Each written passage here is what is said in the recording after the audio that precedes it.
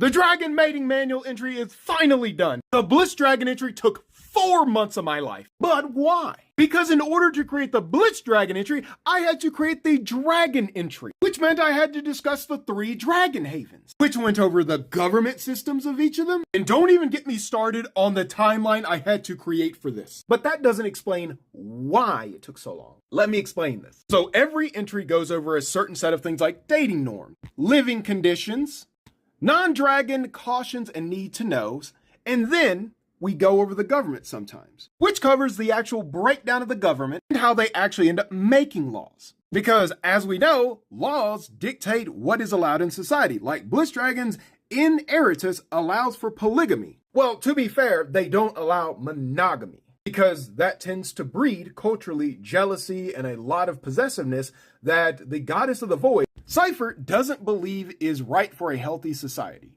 Now, each of those sections I've mentioned has to get replicated like living conditions over each of the Dragon Havens, so Castellan, Mount Moltra, and Eritus all got an entry for that. And so when that gets replicated over every category. And so this is what my monitors look like when I'm working on it, because I have to cross-reference the Blitz Dragon entry with where I'm currently working against the actual general dragons. But if you wanted to bang a Blitz Dragon, let's talk about some lore. Did you know that if you try to bang a Blitz Dragon in Castellan, that 32% of the time, the Blitz Dragon will actually turn into whatever form you want. So if you want to be with a 7-foot orc, they got you. Or maybe you're a fan of the forest elf species with their unique reproduction system. But speaking of societal, did you know that when a human dwarf, orc, or elf, or an HDOF requested something of a Blitz Dragon, they only declined 15% of the time. So if you wanted to spit in their mouth, all right. You wanted to take the back door, front door, and then have them turn into a man and then take that?